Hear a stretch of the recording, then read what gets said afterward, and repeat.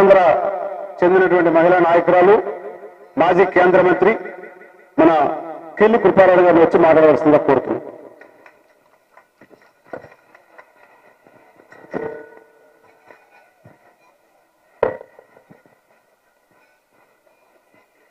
నేటి కార్యక్రమ అధ్యక్షులు సోదరులు ద్రోణంరాజు శ్రీనివాస్ గారు, ఈ కార్యక్రమానికి ముఖ్య అతిథి ఉమ్మడి ఆంధ్రప్రదేశ్ రాష్ట్రంలో ముఖ్యమంత్రిగా పనిచేసి నీతి నిజాయితీలకు మారుపేరుగా, ముఖ్యంగా నీతి నిజాయితీలకు మారుపేరుగా మచ్చలేని ముఖ్యమంత్రిగా రామరాజ్యాన్ని కల్పించే విధంగా ఒక చక్కనైన పాలన అందించిన పెద్దలు మాజీ ముఖ్యమంత్రి వర్యులు కిరణ్ కుమార్ రెడ్డి గారికి, మరి ఎదిగే కొద్దీ వదగాలి, సంస్కారాన్ని మనం చూసి నేర్చుకోవాలి అంటే పెద్దలు సోదరులు కల్లంరాజు గారికి, వేదికపై వివిధ స్థాయిల్లో ఆశీనులైన కాంగ్రెస్ పార్టీ కుటుంబ సభ్యులారా, వేదిక ముందు ఆశీనులైన కాంగ్రెస్ పార్టీ కుటుంబ సభ్యులారా, గౌరవ పాత్రికేయులారా, ఈ కార్యక్రమానికి కర్త కర్మ క్రియ సోదరులు పరచూరి భాస్కర్ గారికి మీ అందరికీ హృదయపూర్వకంగా విశాఖ జిల్లా కాంగ్రెస్ పార్టీ తరఫున నమస్కారాలు తెలియజేస్తా ఉన్నాను. నేను వచ్చిన వెంటనే సోదరులు భాస్కర్ గారికి అదే అని, బ్రదర్, ఏ పరిస్థితులు మీకు కాంగ్రెస్ పార్టీలోకి రావడానికి ఈ అవకాశాన్ని కల్పించాయి? వారిని అడిగాను, మీతో పాటు ఎంతమంది చేరుతారు పార్టీలో అంటే వారు అన్నారు, సిస్టర్, ఈ 4 రోజుల కాలంలో నాతో పాటు 32,000 మంది విడతల వారీగా కాంగ్రెస్ పార్టీలో చేరుతారు అని. మరి ఏ పరిస్థితులు మీకు కాంగ్రెస్ పార్టీలో చేరే ఒక అవకాశాన్ని కల్పించాయి అంటే వారు చాలా ఆసక్తికరమైన విషయాన్ని మాట్లాడారు. ఒకటే మాట అన్నారు, కాంగ్రెస్ పార్టీ భావజాలాన్ని సిన్సియర్ గా నమ్ముతున్నాను.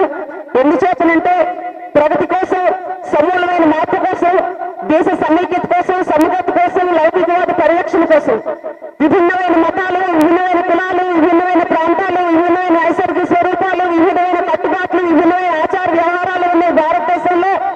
కులాలకు అతీతంగా, మతాలకు అతీతంగా, ప్రాంతాలకు అతీతంగా లౌకికవాదాన్ని పరిరక్షించడానికి ఆవిర్భించిన ఏకైక పార్టీ కాంగ్రెస్ పార్టీ. అందుచేతనే ఈ కాంగ్రెస్ పార్టీలో నేను చేరుతున్నాను అన్నారు. అంటూ మరొక విషయాన్ని చెప్పారు, మనల్ని 9 మాసాలు మోసి కన్నా మన తల్లికి మనం అమ్మ అని పిలిస్తే ఈ భారతదేశంలో 130 కోట్ల మంది ప్రజలు ఒకే ఒక వ్యక్తిని అమ్మ అని పిలుస్తారు. ఆ అమ్మే ఇందిరమ్మ. ఆ ఇందిరమ్మ భావజాలాన్ని, ఇందిరమ్మ సిద్ధాంతాన్ని పూజా పట్టకుండా అనుకరిస్తున్న మన రాహుల్ గాంధీ గారి నాయకత్వాన్ని బలపరచాలని ఆశించి కాంగ్రెస్ పార్టీలో నేను చేరుతున్నానమ్మా అని విలువైన మాటలు చెప్పారు పరచూరి భాస్కర్ గారు. నేను భావిస్తా ఉన్నాను, సంపూర్ణంగా నేడు వారి రాకతో విశాఖపట్నం జిల్లా కాంగ్రెస్ అనే మీరు అనుకోవచ్చు.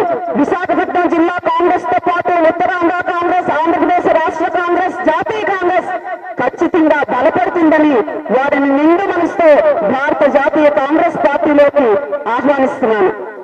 మరి నాకంటే ముందర మాట్లాడిన సోదరులు కల్లంరాజు గారు అనేక విషయాలు చెప్పారు. నేను 2 విషయాలు చెప్పి ముగిస్తున్నాను. ఈ లోపు సోదరు శ్రీనివాస్ గారు వచ్చి కట్ అనద్దు, ఒక్క 4-5 మినిట్స్ కంటే నేను ఎక్కువ మాట్లాడిన శ్రీనివాస్ గారికి కూడా ఒక రిక్వెస్ట్ పెట్టుకుంటూ, మరి మోడీ గారు అంటారు భారతదేశానికి స్వాతంత్ర్యం వచ్చి 71 సంవత్సరాలు అయింది, 16 సంవత్సరాలు మాత్రమే కాంగ్రెసేతర పార్టీలు భారతదేశాన్ని పాలించాయి. కాంగ్రెస్ పార్టీ దేశానికి ఏం చేసింది? భారత్ని నేనే ప్రపంచ దేశాల్లో భారత్ సబ్సే అచ్చా దేశ బనవాంగా, నేనే ప్రపంచ దేశాల్లో భారతదేశాన్ని ఒక మంచి దేశంగా తీర్చిదిస్తాను. కాంగ్రెస్ పార్టీ ఏం చేసింది ఇన్ని సంవత్సరాలు పరిపాలించి అంటారు. మనం అందరం మోడీ గారిని ప్రశ్నిస్తా ఉన్నాం. సుమారు 200 సంవత్సరాలు బ్రిటిష్ వారి చేతుల్లో బానిస బ్రతుకుతున్న మనకు రవి అస్తమించిన బ్రిటిష్ సామ్రాజ్యంలో బ్రిటిష్ సామ్రాజ్యవాదులను తరిమికొట్టి భారతదేశానికి స్వాతంత్ర్యం తెచ్చింది కాంగ్రెస్ పార్టీ కాదా మోడీ గారు అని ప్రశ్నించండి. ఈ దేశానికి స్వాతంత్ర్యం వచ్చిన నాటికి 32 కోట్ల మంది భారతీయులు భారతదేశంలో ఉంటే వారికి తిండి గింజలు సరఫరా చేసుకునే ఒక దుర్దిష్టమైన పరిస్థితుల్లో, ఓడల్లో ఎర్రజొన్నలు దిగుమతి చేసుకునే ఒక దౌర్భాగ్య పరిస్థితుల్లో ఈ దేశంలో 130 కోట్ల మందికి ఆహార గింజలు సరఫరా చేయడమే కాకుండా పై దేశాలు కూడా మనం ఆహార గింజలను సరఫరా చేసి ఇతర దేశాలు సరసన అగ్ర దేశంగా నిలబెట్టింది కాంగ్రెస్ పార్టీ కాదా మోడీ గారు అని మోడీ గారిని ప్రశ్నించండి. ఈ దేశంలో సాగరీకి ప్రాజెక్టు నిర్మాణం చేసి దేశాన్ని సస్యశ్యామలం చేయడం కోసం హీరాకుడ్ ప్రాజెక్టు కానీ, బాక్రానంది ప్రాజెక్టు కానీ, శ్రీశైలం ప్రాజెక్టు కానీ, నాగార్జున సాగర్ ప్రాజెక్టు కానీ, హీరాకుడ్ కానీ, జూరాలు కానీ ఇవన్నీ చేసింది కాంగ్రెస్ కాంగ్రెస్ పార్టీ కాదా అని మోడీ గారిని ప్రశ్నించారు. స్వాతంత్ర్యం వచ్చిన నాటికి భారతదేశంలో సగటు మానవ తాలూకా ఆయు ప్రమాణం 32 సంవత్సరాలు అయితే ఈ రోజు 68 సంవత్సరాలు. ఈ 68 సంవత్సరాలు ఆయు ప్రమాణం పెరగడానికి ఒక టీబీ వచ్చినా, క్యాన్సర్ వచ్చినా, ఏఎన్ఆర్ గారికి టీబీ వచ్చిందంట, ఆపరేషన్ చేయించుకోవడానికి అమెరికా వెళ్లారు. ఎన్టీ రామారావు గారికి గుండె జబ్బు వచ్చింది, ఆపరేషన్ చేయించుకోవడానికి అమెరికా వెళ్లారు అంటున్నారే. ఈ రోజు ఒక టీబీ వచ్చినా, క్యాన్సర్ వచ్చినా, గుండె మార్పిడైనా భారతదేశంలోనే మనం చేసుకోగలుగుతున్నాము అంటే అది కాంగ్రెస్ పార్టీ కారణం కాదా అని నేను అడుగుతా ఉన్నాను. స్వాతంత్ర్యం వచ్చిన నాటికి ఒక 18% మాత్రమే ఈ దేశంలో అక్షరాస్యత శాతం ఉంటే ఈ రోజు 77% అక్షరాస్యత శాతం అని చెప్పుకుంటున్నామే. మీ ఇంట్లో ఒక డాక్టర్, మీ ఇంట్లో ఒక ఇంజనీర్, మీ ఇంట్లో ఒక కలెక్టర్, మీ ఇంట్లో ఒక ఐఆర్ఎస్ ఆఫీసర్ ఉన్నారు అంటే దానికి కారణం కాంగ్రెస్ పార్టీ కాదా అని నేను ప్రశ్నిస్తా ఉన్నాను. చంటి పిల్లని ఎత్తుకొని తల్లి చెంకను వేసుకుని చందమామను చూపించి చందమామ రావే జాబిల్లి రావే పాడే సందర్భం నుంచి చందమామలో త్రివర్ణ పతాకాన్ని ఎగరవేస్తూ అంతరిక్ష పరిజ్ఞానం కోసం అగ్రరాజ్యాల చుట్టూ తిరుగుతున్న మనం ఈ రోజు ఉపగ్రహాలను తయారు చేసి అగ్రరాజ్యాలకు సరఫరా చేస్తున్నామే. అది కాంగ్రెస్ పార్టీ చొరవ కాదా అని మోడీ గారిని ప్రశ్నిస్తూ ఉన్నాను. ఒకప్పుడు కాశీకి వెళ్లేవారు, కాటికి వెళ్లేవారు, ఒకటే అనేవారు. ఈ రోజు ప్రపంచ దేశాలను 24 గంటల్లో చుట్టుముట్టి వస్తున్నామంటే దానికి కారణం కాంగ్రెస్ పార్టీ కాదా అని మోడీ గారిని ప్రశ్నిస్తా ఉండండి. మరి మీరు ఏం చేశారంట? 4.5 సంవత్సరాల్లో మీరు చేసే ఆర్థిక సంస్కరణలు, డిమానిటైజేషన్, పెద్ద నోట్ల రద్దు తీసుకొచ్చారు. పెద్ద నోట్లు రద్దు చేసి మీరు ఏం సాధించారో చెప్పాలని నేను అడుగుతా ఉన్నాను. ఇప్పుడే పవన్ రాజు గారు చెప్పారు, దేశంలో సమాజ వ్యవస్థలు కానీ, ప్రజాస్వామ్య వ్యవస్థలు కానీ, రాజ్యాంగ వ్యవస్థలు కానీ, స్వయం ప్రతిపత్తి గల వ్యవస్థలన్నీ మీ చేతిలో పెట్టుకుని వాటిపై దాడులు చేస్తుంది మీరు కాదా అని నేను ప్రశ్నిస్తా ఉన్నాను. సిబిఐలో కనీవిని చొరవ, సిబిఐ స్పెషల్ డైరెక్టర్స్ మీరే తీసిస్తారు. సిబిఐ అధికారుల మీదే కేసులు పెడతారు, మీరే దాడులు చేస్తారు. ఆర్బీఐ అధికారులు స్వయంగా నిరసన వ్యక్తం చేస్తున్నారు. స్వతంత్ర భారత చరిత్రలో 4 న్యాయమూర్తులు వచ్చి సుప్రీంకోర్టులో everything is not in order అంటే వాస్తవం కాదా మోడీ గారిని ప్రశ్నిస్తా ఉన్నాను. ప్రణాళిక సంఘాన్ని రద్దు చేసి కార్పొరేట్లకు అనుకూలమైన నీతి ఆయోగం ప్రవేశపెట్టింది మీరు కాదా మోడీ గారిని నేను అడుగుతా ఉన్నాను. గవర్నర్ వ్యవస్థను చెప్పు చేతుల్లో తీసుకొని గోవాలో సింగిల్ లార్జెస్ట్ మెజార్టీగా వచ్చిన కాంగ్రెస్ పార్టీ గవర్నమెంట్ ఫామ్ చేయకూడదు. బట్ మహారాష్ట్రలో కానీ, గుజరాత్ లో కానీ, కర్ణాటకలో కానీ సింగిల్ లార్జెస్ట్ పార్టీగా వస్తే మీరు ఫామ్ చేయాలి. గవర్నర్ వ్యవస్థను చెప్పు చేతుల్లో తీసుకున్నారే. ఎన్నికల కమిషన్ అతి దౌర్భాగ్యం. వారి ర్యాలీ ఉందని ఇటీవల జరిగిన 5 రాష్ట్రాల ఎన్నికల కమిషన్ వారి ర్యాలీ ఉన్నందున 2.5 గంటలు డిలే చేసి ఎన్నికల కమిషన్ ని చెప్పు చేతుల్లో తీసుకున్నారు. ఇది వాస్తవం కాదా మోడీ గారని నేను ప్రశ్నిస్తా ఉన్నాను. పార్లమెంటరీ ప్రజాస్వామ్య వ్యవస్థ మీద మీకు గౌరవం ఉంటే నాటి మా ప్రధాని మన్మోహన్ సింగ్ గారు ఆంధ్రప్రదేశ్ రాష్ట్రానికి ప్రత్యేక హోదా కానీ, విభజన చట్టంలో హామీలు కానీ రాజ్యసభ సాక్షిగా హామీ ఇవ్వలేదా? వాటిని మీరు గౌరవించారా మోడీ గారు అని ప్రశ్నిస్తా ఉన్నాను. వ్యవస్థలపైన ఎవరికి గౌరవం లేదో మీరు సమాధానం చెప్పాలి అని ప్రశ్నిస్తా ఉన్నాను. ఈ రోజు మీరు చేసే డిమానిటైజేషన్ వల్ల దేశ ఆర్థిక వ్యవస్థ చిన్నాభిన్నం అవడం వాస్తవం కాదా?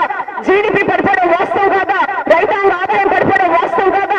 యువతకు ఉద్యోగ ఉపాధి అవకాశాలు కోల్పోవడం వాస్తవం కాదా? భారతదేశానికి పెట్టుబడిదారులు రాకుండా వెనక్కి పోవడానికి మీరు కాలేవు కాదా? బ్యాంకులు అచేతనంగా మిగలడం వాస్తవం కాదా అంటాను. ఆనాడు 14 బ్యాంకులు జాతీయం చేసి పేదవారికి, సామాన్యుడికి బ్యాంకు మెట్లు ఎక్కడానికి అవకాశం ఆ మహాతల్లి ఇందిరాగాంధీ అవకాశం కల్పిస్తే ఈ రోజు బ్యాంకులు అచేతనంగా మిగలడానికి, బ్యాంకు డిపాజిట్స్ తగ్గడానికి మీరు కాలేం కాదా? సమాధానం చెప్పాలి అని మోడీ గారిని ప్రశ్నిస్తా ఉన్నాను. ప్రశ్నించండి. రేపు 2019 ఎన్నికల్లో రాహుల్ గాంధీ గారి నాయకత్వం దేశవ్యాప్తంగా కాంగ్రెస్ పార్టీ బలోపేతం అవ్వాలి.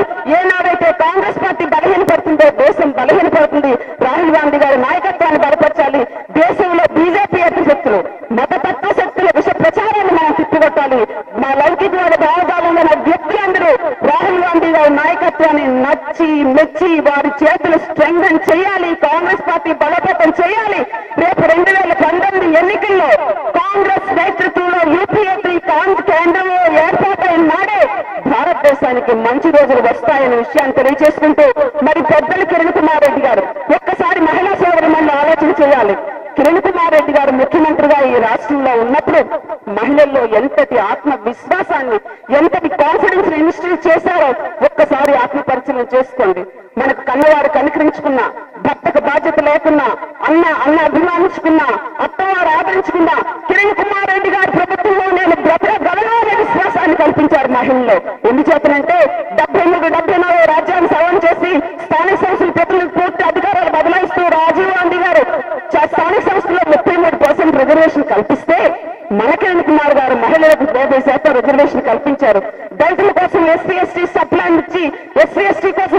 అలొకేట్ చేసే బడ్జెట్ వారికి వినియోగించే విధంగా ఒక చక్కనైన చట్టాన్ని తీసుకొచ్చారు కిరణ్ కుమార్ రెడ్డి గారు. ఒక్క నెల రోజులు మీరు ఒక 4.5 సంవత్సరాల క్రితం వెనక్కి వెళ్తే కిరణ్ కుమార్ రెడ్డి గారు ముఖ్యమంత్రిగా ఉండేటప్పుడు ఇక్కడికి వచ్చే మహిళలందరూ ప్రతి 10 రోజులకి 15 రోజులకి చక్కనైన ఇస్త్రీ చీరలు కట్టుకుని సైన్స్ చెంకలో పెట్టుకుని సమాఖ్య భవనాలకు వెళ్లి వారిచ్చే రుణాలతో వివిధ రూపాయల్లో మీరు వ్యాపారం చేసుకున్న పరిస్థితిని మీరు గుర్తు చేసుకోవాలి. కిరణ్ కుమార్ రెడ్డి గారు ముఖ్యమంత్రిగా ఒక ఇల్లు ఇచ్చినా, భూమి ఇచ్చినా, రుణం ఇచ్చినా మహిళలు ప్రోత్సహించి మహిళని ఇంటి యజమానిగా తీర్చిదిద్దాలని ఆలోచన చేశారు మన కిరణ్ కుమార్ రెడ్డి గారు. ఈ రోజు ప్రదేశ్ కాంగ్రెస్ కమిటీ అధ్యక్షులు అస్వస్థత గురవటం వల్ల ఈ మీటింగ్ కి రాలేకపోయారు. కాంగ్రెస్ పార్టీ డిస్ట్రెస్ లో ఉన్నప్పుడు డిస్ట్రెస్ లో ఉన్న కాంగ్రెస్ పార్టీకి ఆక్షన్ పెట్టి గడిచిన 4.5 సంవత్సరాల కాలంగా కాంగ్రెస్ పార్టీ జెండాతో ప్రజల మధ్యలో తిరుగుతున్నందుకు వారికి విశాఖపట్నం జిల్లా కాంగ్రెస్ పార్టీ తరఫున, రాష్ట్ర కాంగ్రెస్ పార్టీ తరఫున హృదయపూర్వకమైన ధన్యవాదాలు